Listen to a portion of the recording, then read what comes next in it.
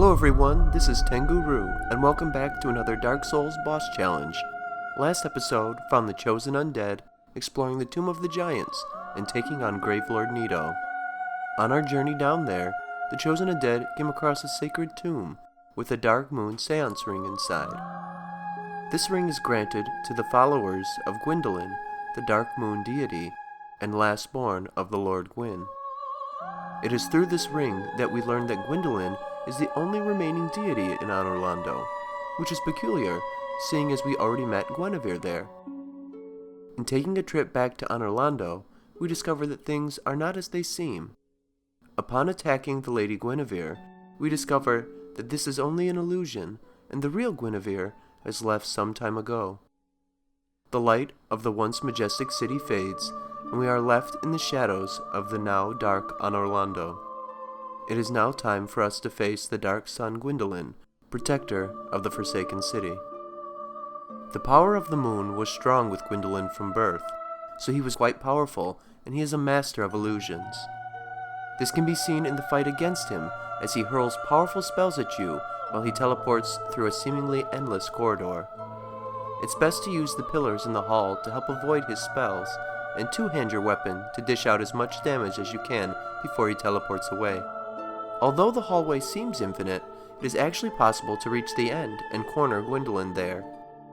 Although this armor set isn't technically available until after you defeat Gwyndolin, I thought it would be a good set to show for this fight, as it's uniquely tied to Gwyndolin. This brass set is worn by the Dark Moon Nidus, one of Gwyndolin's loyal followers and firekeeper of the first bonfire in Orlando. After becoming undead, she visited the Dark Sun Gwyndolin at the Mausoleum of the Spiral Depths, became a Blade of Dark Moon, and assumed the flame-keeping duty. She received this brass set of armor to hide her hideous form and help her hunt the guilty. As for our weapon, I thought the Giant's Halberd would be a good fit against this boss and complement the armor set. This large halberd is made of old brass, like our armor, and is used by the giant sentinels of Orlando. The brass contains traces of lightning, giving our weapon a split damage type. The reach and power of this weapon will help us make sure the hits we take against Gwyndolin land and dish out the damage we need. Upon reaching the end of the hall, we discover the tomb of Lord Gwyn that Gwyndolin has been standing watch over. Despite its massive size, the tomb itself is empty.